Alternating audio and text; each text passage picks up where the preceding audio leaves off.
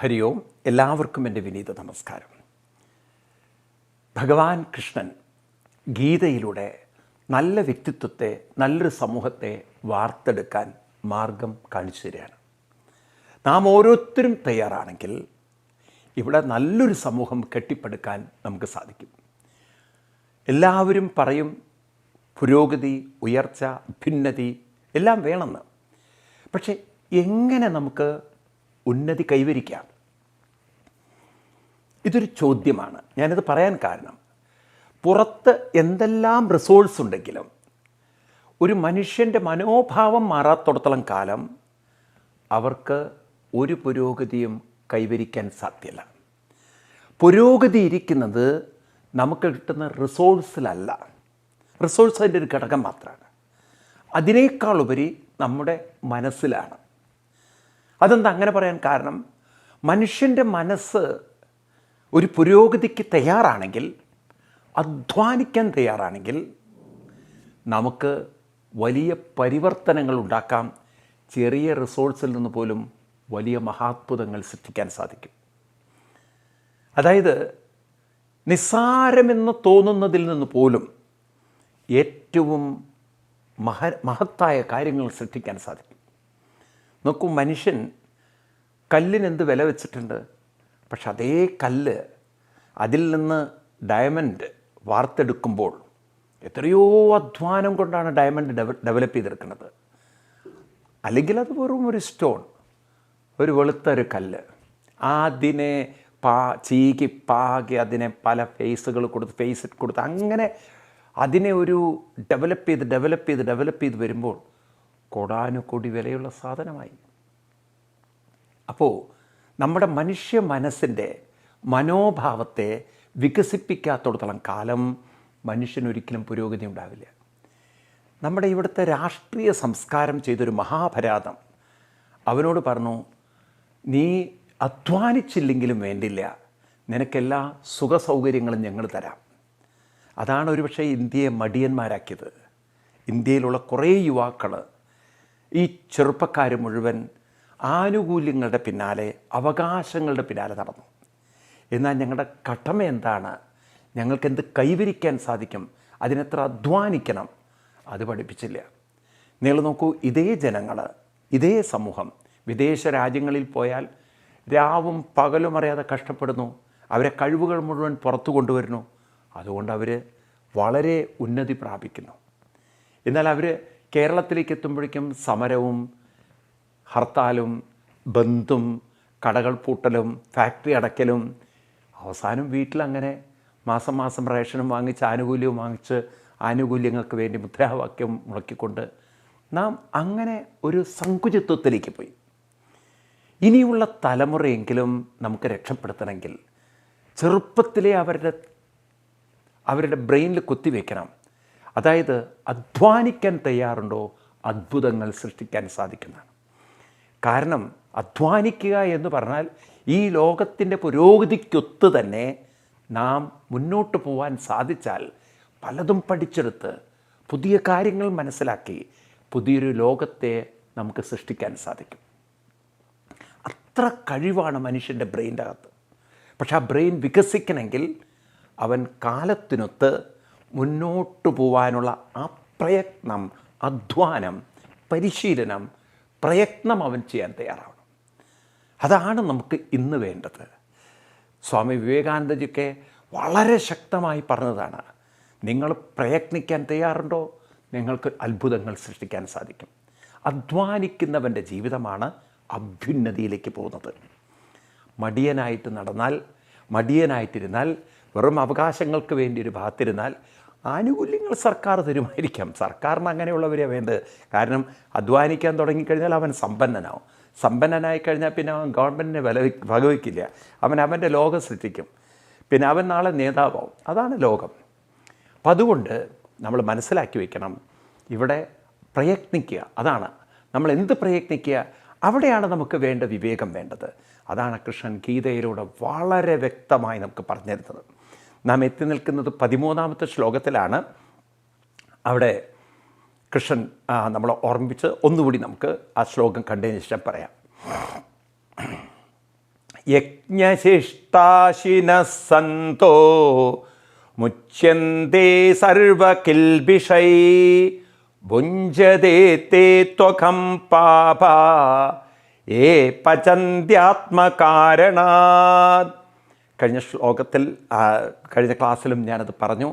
യജ്ഞശിഷ്ടം, യജ്ഞപ്രസാദം ആരാണോ സ്വീകരിക്കുന്നത് അവൻ സകല ദൗർബല്യത്തിൽ നിന്നും അസ്വസ്ഥതകളിൽ നിന്നും മുക്തനാകുന്നു.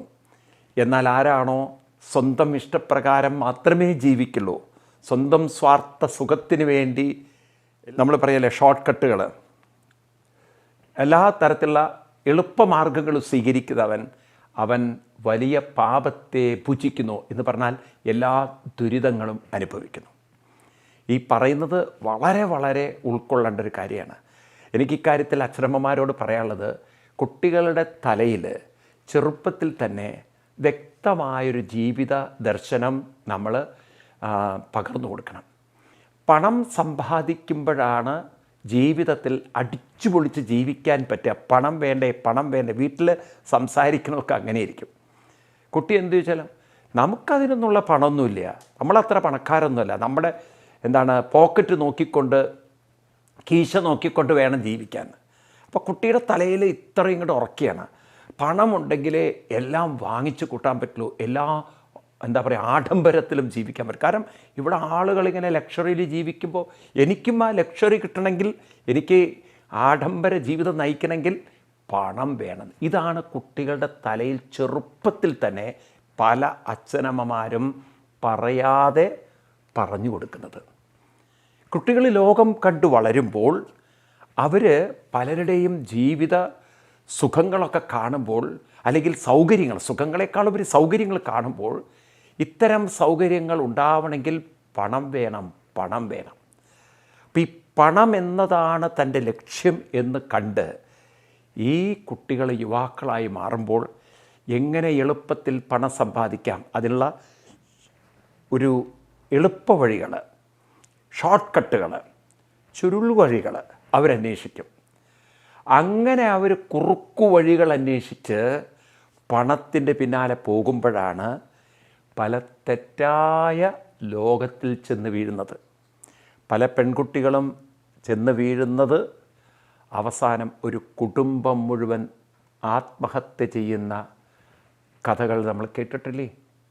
സിനിമാമോഹം, പണത്തിന് വേണ്ടി സിനിമാമോഹം തലയ്ക്ക് കയറി പിടിച്ച പെൺകുട്ടി അവസാനം എത്തുന്നത് വേശ്യാവൃത്തികൾ നടത്തുന്നവരുടെ അടുത്തേക്കും ചൂതാട്ടക്കാരുടെ അടുത്തേക്കും അതുപോലെ ലഹരി മാഫിയയുടെ കയ്യിലും അവസാനം ജീവിതം തകർന്ന് കുടുംബം തന്നെ തകർത്ത എത്ര കുടുംബങ്ങളുടെ ചരിത്രം കേരളത്തിൽ പറയാനുണ്ട്. ഒന്നുമില്ലെങ്കിൽ കവിയൂർ എന്നുള്ളൊരു സ്ഥലത്തിൻ്റെ ചരിത്രം അന്വേഷിച്ചാൽ നിങ്ങൾക്ക് കിട്ടും. ഇതുപോലെ തന്നെ പണം സമ്പാദിക്കുക എന്നൊരു ലക്ഷ്യം വെച്ച് ലഹരി മാഫിയകളുടെ കയ്യിൽപ്പെട്ട് അതിലെളുപ്പം പണം ഉണ്ടാക്കാൻ പറ്റും. അങ്ങനെ കുറുക്കു വഴികൾ നോക്കി നോക്കി നോക്കി ആരാരും അറിയാതെ രഹസ്യങ്ങളുടെ ലോകത്തിൽ ജീവിച്ച് ഇന്ന് എത്ര നേതാക്കന്മാരുടെ മക്കളാണ് ജയിലിൽ കിടക്കുന്നത് നോക്കുക. ഇവരൊക്കെ അവസാനം എവിടെ എത്തുന്നത്?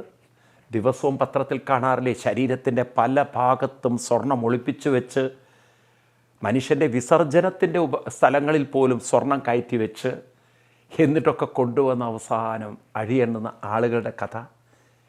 ഇതെന്തേ മനുഷ്യൻ ഇങ്ങനെയത്? കാരണം മനുഷ്യൻ്റെ തലയിൽ ഉറപ്പിച്ചിരിക്കണം പണമാണ് ജീവിതത്തിൻ്റെ എല്ലാം. പണമില്ലാത്തവൻ പിണമാണ്, പണമില്ലാത്തവൻ ജീവിക്കാൻ കൊള്ളില്ല. പക്ഷെ പണം എന്ന് പറയുന്നത് കയ്യിലെത്തുമ്പോഴേക്കും ജയിലിലായി വാസം.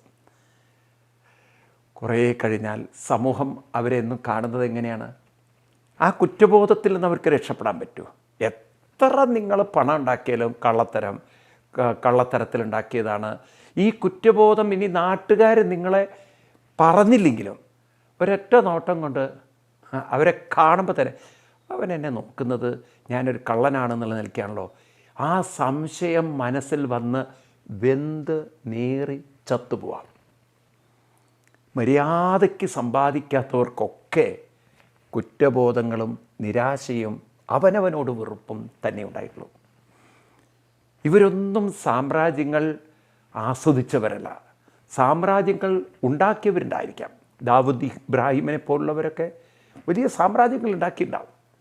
പക്ഷെ അവസാനം ബില്ലാദൻ്റെയൊക്കെ കഥ അറിയില്ലേ, അവസാനം സ്വന്തം ലോകത്തിൽ നരകിച്ച് അങ്ങനെ ജീവിതം മടുത്ത്, അല്ലെങ്കിൽ ഒരിടത്ത് ഭയന്ന് ആകെ പേടിച്ച്, അമേരിക്കൻ സൈന്യത്തെ പേടിച്ചൊക്കെ ജീവിച്ച് എല്ലാവരും സപ്പോർട്ട് ചെയ്തു, പാകിസ്ഥാൻ വരെ സപ്പോർട്ട് ചെയ്തു, പക്ഷെ പുറത്തിറങ്ങാൻ പറ്റില്ല.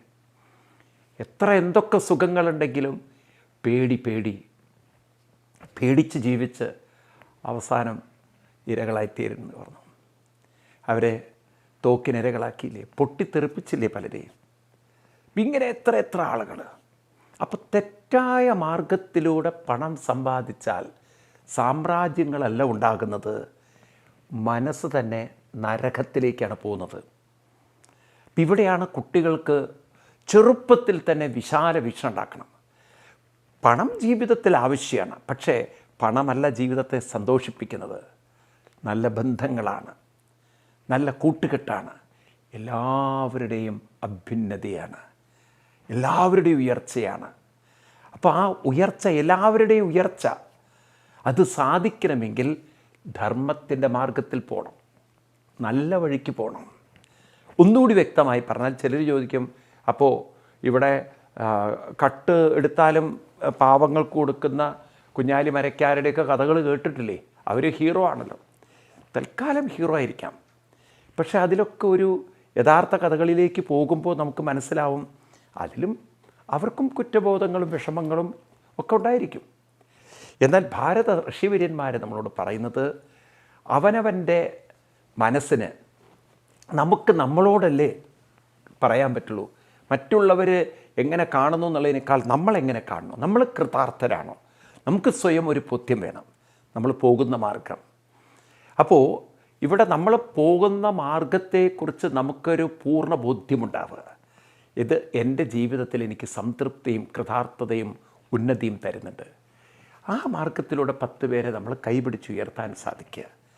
അപ്പോൾ ധാർമ്മികമായിട്ട് നാം ഒരു കുറ്റബോധമില്ലാതെ നമുക്ക് സമൂഹത്തിന് പ്രയോജനപ്പെടുന്ന ഉറപ്പായിട്ടും ലഹരി വസ്തുക്കൾ സമൂഹത്തിന് പ്രയോജനപ്പെടുന്നതല്ല, അത് കുറച്ച് ആൾക്കാരുടെ ജീവിതം തകർക്കുന്നതാണ്. നല്ല ബോധ്യമുണ്ട്. നിങ്ങൾ നോക്കൂ, ലൂസിഫർ എന്നൊരു സിനിമ ഞാൻ മുഴുവൻ കണ്ടിട്ടില്ലെങ്കിലും അതിൻ്റെ ചില ക്ലിപ്സുകളൊക്കെ ഓരോരുത്തർ അയച്ചു തന്നതിന് ഞാൻ കണ്ടപ്പോൾ എനിക്ക് മനസ്സിലായിട്ടുള്ളത്, ആ കഥയിൽ നിന്ന് ഞാൻ മനസ്സിലാക്കിയിരിക്കുന്നത്, മോഹൻലാലിനൊരു ഹീറോ ആയി മാറിയത് അദ്ദേഹം ലഹരി മാഫിയക്കെതിരെ നിന്നതുകൊണ്ടെന്നാണ്. അപ്പോൾ സമൂഹം എപ്പോഴും സമൂഹത്തെ നശിപ്പിക്കുന്നവർക്ക് എതിരെയാണ് നിൽക്കുക. സമൂഹത്തെ നശിപ്പിച്ചുകൊണ്ട് സമ്പന്നരാകുന്നവരുടെ കൂടെ സമൂഹം നിൽക്കില്ല. അതുകൊണ്ടാണല്ലോ വലിയ വലിയ രാഷ്ട്രീയ നേതാക്കന്മാരുടെ മക്കൾ ജയിലിൽ പോയിട്ടും അവരുടെ പാർട്ടിക്കാർ പോലും മുന്നോട്ട് വരാത്തത്. കാരണം പോയ മാർഗം ശരിയല്ല എന്ന് എല്ലാവർക്കും ബോധ്യമുള്ളതുകൊണ്ടാണ്. അപ്പം അതുകൊണ്ട് നമ്മുടെ കുട്ടികളെ ഓർമ്മിപ്പിക്കണം, പണം അല്ല വലുത്.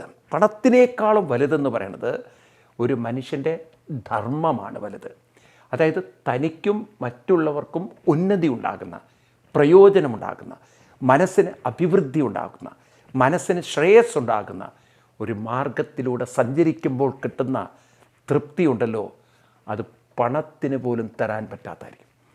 ഒരു ബുദ്ധൻ്റെ കയ്യിൽ പണമുണ്ടാവില്ല, പക്ഷെ അദ്ദേഹത്തിൻ്റെ മാർഗം, അദ്ദേഹത്തിന് കൊടുത്ത ആ പൂർണ്ണത, സംതൃപ്തി, ആനന്ദം, അതുകൊണ്ടല്ലേ ലോകം അദ്ദേഹത്തെ ഭഗവാന്റെ രൂപത്തിൽ കണ്ട് അദ്ദേഹത്തെ ഫോളോ ചെയ്ത് ബുദ്ധമതം എന്നൊരു മതമുണ്ടായത്. ക്രിസ്തുവിന് പണമുണ്ടാവില്ല, പക്ഷേ അദ്ദേഹം പോയൊരു മാർഗം, എല്ലാവരെയും കൈപിടിച്ചുയർത്തിയൊരു മാർഗമായതുകൊണ്ടല്ലേ ക്രിസ്തുദേവനെ പിന്തുടർന്നൊരു സമൂഹമുണ്ടായത്. കൃഷ്ണൻ പോയ മാർഗത്തിൽ സമ്പത്തുണ്ടാവില്ല, പക്ഷേ ആ പോയ മാർഗം സമൂഹത്തെ ഉയർത്തിയതുകൊണ്ട് ഇന്ന് ലോകം മുഴുവൻ കൃഷ്ണഭക്തന്മാരെ കൊണ്ട് നിറഞ്ഞു. ഇങ്ങനെ ഓരോ മഹാപ്രഭുക്കന്മാരെയും ഗുരുക്കന്മാരെയും ഭഗവാൻ അവതാരങ്ങളെ എടുത്ത് നോക്കിയാൽ അവരൊക്കെ നമ്മളെ പഠിപ്പിച്ചിരിക്കുന്നത് ഏറ്റവും വലിയ സമ്പത്ത് അവനവൻ്റെ മനസ്സിൽ കൊണ്ടു നടക്കുന്ന വാല്യൂസാണ്, അല്ലെങ്കിൽ അവനവൻ കൊണ്ടു നടക്കുന്ന ചില ഉറച്ച നമ്മുടെ ആ സംസ്കാരമാണ്. ഞാൻ ഇവിടെ ജീവിക്കുന്നത് മുഴുവൻ എൻ്റെയും എൻ്റെ സമൂഹത്തിൻ്റെയും ഉയർച്ചയ്ക്ക് വേണ്ടി. അവിടെ ഞാൻ എന്നതിനല്ല പ്രാധാന്യം, എൻ്റെ സമൂഹത്തിൻ്റെ അഭ്യുന്നതി, മറ്റുള്ളവരുടെ പുരോഗതി. അതൊന്ന് ജീവിച്ചു നോക്കാൻ എല്ലാവർക്കും സാധിച്ചാൽ ഈ ലോകം എത്ര സുന്ദരമാവുമെന്നറിയോ. ഇപ്പോൾ ഓരോ കുട്ടിയും അങ്ങനെ വിചാരിക്കട്ടെ, എൻ്റെ വീട്ടിൽ എല്ലാവരുടെയും സന്തോഷം, അവരെ സഹായിക്കുക, അവരുടെ കൂടെ നല്ല വാക്കുകൾ പറയുക, അവരുടെ സംതൃപ്തിയാണ് എൻ്റെ സംതൃപ്തി. ഇതുപോലെ ഞാൻ ഇടപഴകുന്ന സമൂഹം അവരുടെ ഉയർച്ചയാണ്, അവരുടെ സന്തോഷം, അവരുടെ അഭ്യുന്നതി. അങ്ങനെ എല്ലാവരും മറ്റുള്ളവരുടെ ഉന്നതി, സന്തോഷം, സംതൃപ്തി അതാണ് എൻ്റേത് എന്ന് കരുതി ആ ഒരു സാക്രിഫൈസിങ് മൈൻഡിലേക്ക് തൻ്റെ സ്വാർത്ഥതയെ ത്യാഗം ചെയ്തുകൊണ്ട് എല്ലാവരുടെയും സന്തോഷം, എല്ലാവരോടും ഒപ്പം സന്തോഷിക്കുക. അല്ലാതെ എനിക്ക് മാത്രം സന്തോഷം, എനിക്ക് കുറേ പണം കിട്ടി ഞാൻ സന്തോഷിക്കുക, ഞാൻ അടിച്ചു പിടിച്ച് എല്ലാവരുടെയും സന്തോഷം. വലിയ കോടീശ്വരന്മാർ അവസാനം എത്തുന്ന അവിടെയാണ്. വലിയ കോടീശ്വരന്മാർ അവർ കുറേ കാലം അവരുടെ സ്വാർത്ഥ സുഖത്തിൽ അടിച്ചു പിടി, കുറേ കഴിഞ്ഞ സമൂഹം അവരെ കാണുന്നത് വളരെ വ്യത്യസ്ത കണ്ണുകളിലൂടെ. അവരുടെ ഒരു പണത്തിൻ്റെ അഹങ്കാരം എന്നുള്ളത്.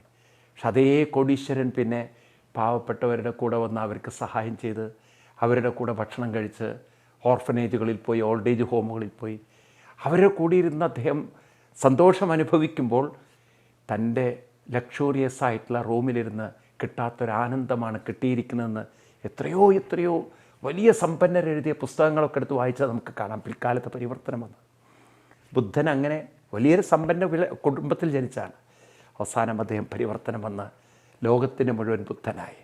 നാം ലോകത്തിൻ്റെ ഒരു ഭാഗമാവുക, അല്ലെങ്കിൽ ലോകത്തിൻ്റേതായി മാറുക, നമ്മുടെ വീടിൻ്റേതായി മാറുക, സമൂഹത്തിൻ്റേതായി മാറുക. അങ്ങനെ നമ്മൾ അതിൽ സംതൃപ്തി കണ്ടെത്തുക. സമൂഹത്തിൻ്റെ സേവനത്തിൽ, കുടുംബത്തിലുള്ള സേവനത്തിൽ, എനിക്കെന്ത് ജോലി കിട്ടുന്നോ അത് ഭംഗിയായി ചെയ്യുന്നതിൽ, അങ്ങനെ നമ്മൾ ഓരോരുത്തരും അതിൽ സംതൃപ്തി കണ്ടെത്താൻ തുടങ്ങിയാൽ അവർക്ക് മനസ്സിൽ അസ്വസ്ഥതയില്ല, മനസ്സിൽ കുറ്റബോധങ്ങളില്ല, വിഷമങ്ങളില്ല. കാരണം മനസ്സ് വളരെ ശാന്തമാണ്. നേരെ മറിച്ച് ഏത് തെറ്റായ മാർഗത്തിലൂടെ പോകുമ്പോഴും പേടിയാണ്. പോലീസ് പിടിക്കുമോ, ഞാൻ ചെയ്യുന്നത് ശരിയല്ലല്ലോ, എത്രയോ കുടുംബങ്ങൾ തകരുകയല്ലേ. ഈ കുറ്റബോധങ്ങളും വിഷമങ്ങളും നിരാശകളും പരിഭവങ്ങളും ഒക്കെ വെച്ച് അവർ പാപം ഭുജിക്കുന്നു എന്ന് കൃഷ്ണൻ പറഞ്ഞത് ശരിയല്ലേ? അപ്പം ഭഗവാൻ കൃഷ്ണൻ ഇവിടെ പറഞ്ഞ രണ്ട് കാര്യങ്ങൾ, അതായത് ആരാണോ യജ്ഞപ്രസാദം സ്വീകരിക്കുന്നത് അവർ പാപങ്ങളിൽ നിന്ന് മുക്തരാകുന്നു, ആരാണോ സ്വാർത്ഥതയെ തൃപ്തിപ്പെടുത്തി ജീവിക്കുന്നത് അവർ പാപത്തെ ഭുജിക്കുന്നു എന്ന് പറഞ്ഞാൽ നമ്മൾ എന്താ മനസ്സിലാക്കേണ്ടത്?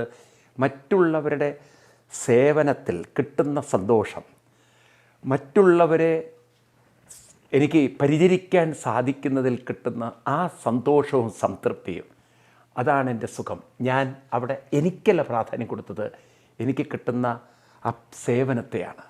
ഏത് ജോലിയാവട്ടെ അത് ഞാൻ മറ്റുള്ളവർക്ക് പ്രയോജനകരമാക്കുന്ന വിധത്തിൽ ചെയ്യുമ്പോൾ, ആ ഒരു ആറ്റിറ്റ്യൂഡ് ഡെവലപ്പ് ചെയ്യുമ്പോൾ ഞാൻ എൻ്റെ അസ്വസ്ഥതകളിൽ നിന്നും മുക്തരാണ്. ഇതാണ് പാപത്തിൽ നിന്നുള്ള മുക്തി. അപ്പോൾ ആ ആറ്റിറ്റ്യൂഡിൻ്റെ പ്രശ്നമാണ്. നേരെ മറിച്ച് രണ്ടാമത്തെ കൂട്ടർ എൻ്റെ അഭിവൃദ്ധി, എൻ്റെ സുഖത്തിന് വേണ്ടി ഞാൻ എങ്ങനെ ജീവിച്ചാൽ നിങ്ങൾക്കെന്താ, ഞാൻ എങ്ങനെ പണം ഉണ്ടാക്കിയാൽ നിങ്ങൾക്കെന്താ, എൻ്റെ സുഖത്തിന് വേണ്ടി. അവർക്ക് കുറ്റബോധവും പേടിയും നിരാശയും പരാജയവും ഉണ്ട്. എനിക്ക് ജീവിക്കുന്നവർക്ക് നിരാശയും പരാജയമുണ്ട്. മറ്റുള്ളവരുടെ സന്തോഷത്തിന് വേണ്ടി മറ്റുള്ളവരെ സേവിച്ച് ജീവിക്കുന്നവർക്ക് ഉയർച്ചയും വികാസവുമുണ്ട്. ഏത് വേണം തിരഞ്ഞെടുക്കണം. ഇതാണ് കൃഷ്ണൻ ഈ ശ്ലോകത്തിൽ നമ്മൾ ഓർമ്മിപ്പിക്കുന്നത്. അതുകൊണ്ട് ഭഗവാൻ പറയുന്ന മാർഗം എത്ര ഗംഭീരമാണെന്ന് നോക്കൂ. തിരഞ്ഞെടുക്കേണ്ടത് നമ്മളാണ്. നമുക്ക് തീരുമാനിക്കാം, എൻ്റെ സുഖത്തിന് വേണ്ടി ജീവിക്കണോ അതോ മറ്റുള്ളവരുടെ സേവനത്തിൽ സുഖം കണ്ടെത്തി ജീവിക്കണോ. അങ്ങനെ ആ ആറ്റിറ്റ്യൂഡൊന്ന് മാറ്റിയെടുത്താൽ, ആദ്യത്തേത് എൻ്റെ സുഖം എന്നത് ഓർക്കുക നിരാശയും പരാജയവുമായിരിക്കും.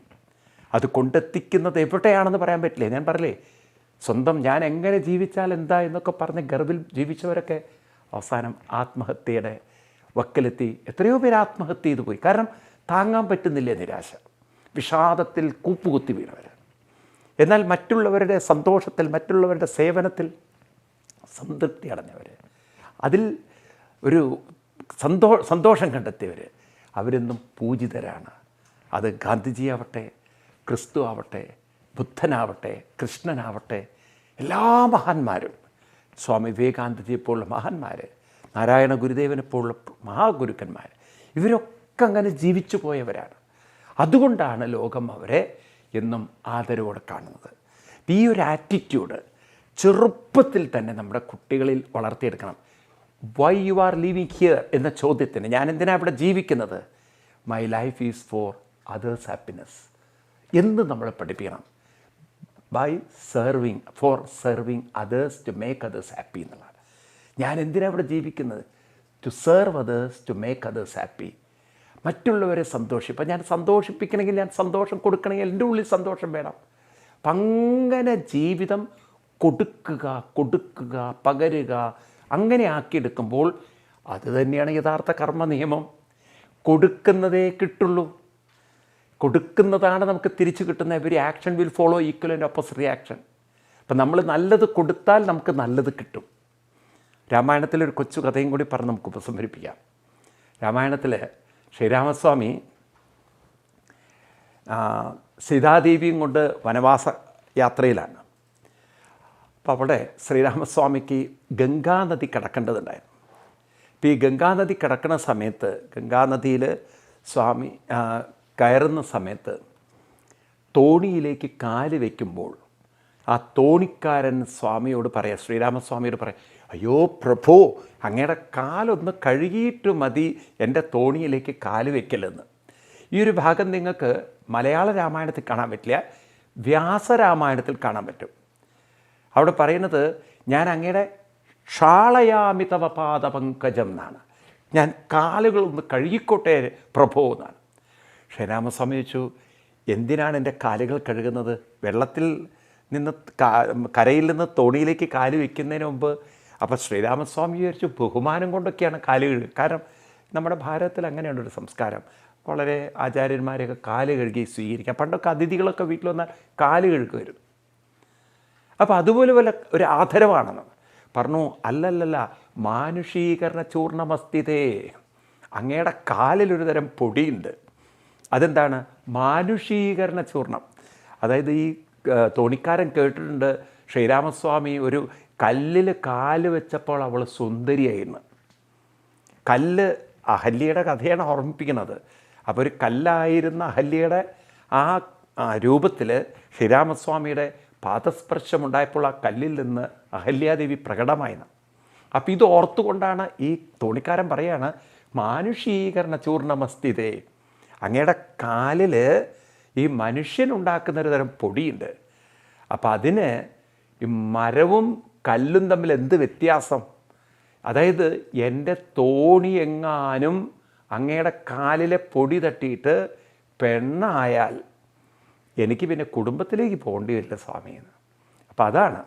അപ്പോൾ ശ്രീരാമസ്വാമിയോട് ഓർമ്മിപ്പിക്കുകയാണ്, എൻ്റെ വീട്ടിൽ ഓൾറെഡി ഒരു ഭാര്യ ഉണ്ട്, ഇനി ഈ തോണിയും കൂടെ അങ്ങയുടെ കാലിലെ പൊടി തട്ടിയിട്ട് ഒരു പെണ്ണായിപ്പോയാൽ പിന്നെ എനിക്ക് ഉപജീവനമാർഗം മുട്ടില്ലേ സ്വാമി, അതുകൊണ്ട് ആ കാലിലെ പൊടി ഒന്ന് കഴുകിക്കളഞ്ഞിട്ട് മതി തോണിയിലേക്ക് കയറുന്നത്. അപ്പോൾ അദ്ദേഹത്തിൻ്റെ ധാരണ അതാണ്. അപ്പോൾ അത് കഴിഞ്ഞിട്ട് ശ്രീരാമസ്വാമി തോണി കടന്ന് അക്കരെ എത്തിയപ്പോൾ തൻ്റെ കയ്യിൽ കിടന്നൊരു മോതിരം അദ്ദേഹത്തിന് സമ്മാനിക്കുകയാണ്. ആ സമ്മാനിക്കുന്ന സമയത്ത് അദ്ദേഹം പറഞ്ഞു, പ്രഭു എനിക്കൊന്നും വേണ്ട, അങ്ങ് ഒരു ഉപകാരം ചെയ്ത് തന്നാൽ മതി, എനിക്ക് കൂലി വേണം. എന്താണത്? ഈ ഗംഗാ തരണം ചെയ്യാൻ, അല്ലെങ്കിൽ ഗംഗാനദിയെ തരണം ചെയ്യാൻ ഞാൻ ഇക്കരെ നിന്നും അക്കരെ അങ്ങേ കൊണ്ടുവിട്ടതുപോലെ സംസാര സാഗരത്തിൽ നിന്നും ഇക്കരെ നിന്നും അക്കരയ്ക്ക് എന്നെ കടത്തിവിട്ടാൽ മതി. ഇപ്പം നമ്മുടെ ആ ഭാവനയാണ് ശ്രേഷ്ഠം. ഇപ്പം ഇവിടെ രാമനോട് ഈ തോണിക്കാരൻ പറയുന്ന പോലെയാണ്, നമ്മൾ മറ്റുള്ളവരെ സന്തോഷിപ്പിക്കുമ്പോൾ, അവരെ അവരുടെ ദുഃഖത്തിൽ നിന്നും മറുകരയ്ക്ക് സന്തോഷത്തിൻ്റെ കരയിലേക്ക് എത്തിക്കുമ്പോൾ നമ്മളെയും നമ്മുടെ ദുഃഖത്തിൻ്റെ വിഷമത്തിൻ്റെ കരയിൽ നിന്ന് സന്തോഷത്തിൻ്റെ കരയിലേക്ക് കടത്താൻ ഇവിടെ ശക്തികളുണ്ടാവും, ആളുകളുണ്ടാവും. കാരണം നാം ചെയ്ത കർമ്മത്തിൻ്റെ പരിണത ഫലം. Every action will follow equal and opposite reaction. രാമായണത്തിലെ പ്രസിദ്ധമായ വരിയാണ്. ന്യൂട്ടൻ്റെ തലയിൽ ആപ്പിൾ വീഴുന്നതിന് മുമ്പ് തന്നെ ഭാരതത്തിലുള്ളവർ പറഞ്ഞു, താൻ നിരന്തരം ചെയ്യുന്ന കർമ്മങ്ങൾ താൻ അനുഭവിക്കുന്നേ വരും. അപ്പം നമുക്ക് തിരിച്ചു കിട്ടും. അപ്പം അതുകൊണ്ട് ആ ആറ്റിറ്റ്യൂഡ് നമ്മൾ ശ്രേഷ്ഠമാക്കുക. എൻ്റെ സുഖത്തിന് വേണ്ടി, എൻ്റെ ഇഷ്ടത്തിനനുസരിച്ച് എനിക്ക് തോന്നിയതുപോലെ ജീവിക്കാൻ പോയാൽ അത് നിരാശയും പരാജയവും വളരെ വലിയ ദുഃഖത്തിൻ്റെ ഗർത്തത്തിലേക്കുള്ള വീഴ്ചയുമാവും. എന്നാൽ മറ്റുള്ളവരുടെ സുഖം, മറ്റുള്ളവരെ പരിചരിക്കുന്നതിലൂടെ, സേവിക്കുന്നതിലൂടെ, സഹായിക്കുന്നതിലൂടെ, എനിക്ക് കിട്ടിയ കർത്തവ്യങ്ങൾ ഭംഗിയെ നിറവേറ്റുന്നതിലൂടെ ഞാൻ മറ്റുള്ളവർക്ക് കൊടുക്കുന്ന സന്തോഷമാണ് അതിലാണ് എൻ്റെ സംതൃപ്തി എന്ന് വെച്ചാൽ അവിടെ നമുക്ക് അഭ്യുന്നതി, ഉയർച്ച മാത്രമേ ഉള്ളൂ. അപ്പം അതുകൊണ്ട് നാം തിരഞ്ഞെടുക്കണം ഇതിലേത് ജീവിതമാണ് വേണ്ടത്. കാരണം ജീവിതം ഒരിക്കലും നമ്മുടെ മുന്നിൽ അങ്ങോട്ട് എന്താ പറയുക അതുപോലെ അങ്ങോട്ട് വരികയല്ല. നമുക്ക് തിരഞ്ഞെടുക്കാനുള്ള സ്വാതന്ത്ര്യമുണ്ട്. നമ്മളൊരു കടയിൽ ചെല്ലുന്ന പോലെയാണ്. എല്ലാം നിങ്ങളങ്ങോട്ട് അടിച്ചേൽപ്പിക്കുകയല്ല. ഒരു റേഷൻ കടയിലാണെങ്കിൽ പിന്നെ സർക്കാർ തരുന്നേ നിങ്ങൾക്ക് മേടിക്കാൻ നിയോഗമുള്ളൂ. നേരെ മറിച്ച് ഒരു പൊതുമാർക്കറ്റിൽ പോയാൽ നിങ്ങൾക്ക് ഏത് അരി വേണം, ഏത് സാധനം വേണം നിങ്ങൾക്ക് ചൂസ് ചെയ്യാം. അതുപോലെയാണ് നമ്മുടെ ജീവിതം. ഇങ്ങനെ ഭഗവാൻ നമ്മുടെ തലയിൽ അടിച്ചേൽപ്പിച്ചിട്ടല്ല ജീവിതം. നമുക്ക് ചൂസ് ചെയ്യാം ഏത് ആറ്റിറ്റ്യൂഡ് വേണം എന്നത് സെലക്ട് ചെയ്യാം. അപ്പം ആ ആറ്റിറ്റ്യൂഡാണ് ഇവിടെ കൃഷ്ണൻ ഓർമ്മിപ്പിച്ചത്. ആരാണോ യജ്ഞശിഷ്ടം കഴിക്കുന്നത്, അതായത് തൻ്റെ പ്രവൃത്തി മുഴുവൻ, യജ്ഞശിഷ്ടം എന്ന് പറഞ്ഞാൽ പ്രസാദം, അത് വിതരണം ചെയ്യാനുള്ളതാണ് പ്രസാദം. അതിൻ്റെ ഒരു ഓഹരി തനിക്കും. അപ്പം തനിക്ക് കിട്ടുന്ന പ്രസാദത്തെ വിതരണം ചെയ്ത് അതിൽ സന്തോഷം കണ്ടെത്തുന്നവർ. അപ്പോൾ പങ്കുവയ്ക്കുന്നതിൽ, കൊടുക്കുന്നതിൽ, പകരുന്നതിൽ, സേവനം ചെയ്യുന്നതിൽ, മറ്റുള്ളവരെ സന്തോഷിപ്പിക്കുന്നതിൽ, ആ ആറ്റിറ്റ്യൂഡുള്ളവർക്ക് ജീവിതം വളരെ ഉന്നതമായിരിക്കും. എന്നാൽ ആരാണോ എൻ്റെ ഇഷ്ടം, എൻ്റെ ലോകം, എൻ്റെ സുഖം, എൻ്റെ കാര്യം, എനിക്ക് തോന്നിയതുപോലെ എനിക്ക് ഇഷ്ടത്തിനനുസരിച്ച് എന്ന രീതിയിൽ ജീവിച്ചാൽ അതെത്തിക്കുന്നത് പാപത്തെ ഭുജിക്കുന്നതിലായിരിക്കും. കുറ്റബോധവും നിരാശയും മടുപ്പും വെറുപ്പും പരാജയത്തിലായിരിക്കും. അതുകൊണ്ട് ജീവിതം ഒരിക്കലും തകരരുത്, ജീവിതം ഉയരണം. അതുകൊണ്ടല്ലേ കൃഷ്ണൻ ഈ മാർഗം നമുക്ക് കാണിച്ചത്. അതെങ്ങനെ ഉയർത്താം, അതെങ്ങനെയാണ് ശരിക്കും, എന്തുകൊണ്ട് നാം ജീവിതത്തെ ഉയർത്തണം, അതിനൊരു സയൻറ്റിഫിക് റീസണുണ്ട്. Why should we uplift? നമുക്ക് എന്തുകൊണ്ട് തോന്നിയതുപോലെ ജീവിച്ചൂടാ? ഇപ്പം ചിലർ ചോദിക്കും ഞാൻ ജയിലിൽ പോയെന്ന് വെച്ചിട്ട് എന്താണ്? കാരണം ഒരുപക്ഷെ ഇന്ന് ജയിലിൽ പോകുന്ന നല്ലതെന്ന് പറയുന്ന ആൾക്കാരുണ്ട്. കാരണം പണ്ടൊക്കെ ജയിലിൽ ഉണ്ടായിരുന്നു അത്രേ. ഇപ്പം 3 ദിവസം ബിരിയാണിയും 2 ദിവസം ചപ്പാത്തിയും, വീട്ടിൽ ഹോട്ടലിൽ കിട്ടില്ല ഇത്രയും സൗകര്യത്തിൽ ഭക്ഷണം. അപ്പം എന്തായാലും അധ്വാനിക്കാതെ ജയിലിൽ പോയി ഇത്രയും സുഖമായി ജീവിക്കുക എന്നുണ്ടെങ്കിൽ ഞാൻ അവിടെ ജീവിച്ചോട്ടെ, നിങ്ങൾക്ക് എന്ത് ചെയ്താം, നിങ്ങളുടെ ചിലവിലല്ലല്ലോ എന്നൊക്കെ വാദിക്കുന്ന ആളുകളുണ്ടെങ്കിൽ എന്തിന് നാം ശ്രേയസ്കരമായൊരു ജീവിതം നയിക്കണം? എന്തിന് നാം മറ്റുള്ളവരെ സന്തോഷിപ്പിച്ചുകൊണ്ട് അല്ലെങ്കിൽ മറ്റുള്ളവരുടെ സൗഖ്യത്തിന് വേണ്ടി നമ്മുടെ ജീവിതം കൊണ്ട് നടക്കണം? കാരണം അതിലൊരു ശാസ്ത്രീയതയുണ്ട്, അതിൽ വലിയൊരു രഹസ്യമുണ്ട്, അതിൽ വലിയൊരു തത്വമുണ്ട്. എന്താണത്? അത് നമുക്ക് അടുത്ത ക്ലാസ്സിൽ വിശദമായിട്ട് കാണാം. അതിഗംഭീരങ്ങളായ 2 ശ്ലോകങ്ങൾ അത് നമുക്ക് അടുത്ത ക്ലാസ്സിൽ കാണാം. അതുവരെ എല്ലാവർക്കും നന്ദി, നമസ്കാരം, പ്രണാമം, ഹരി ഓം.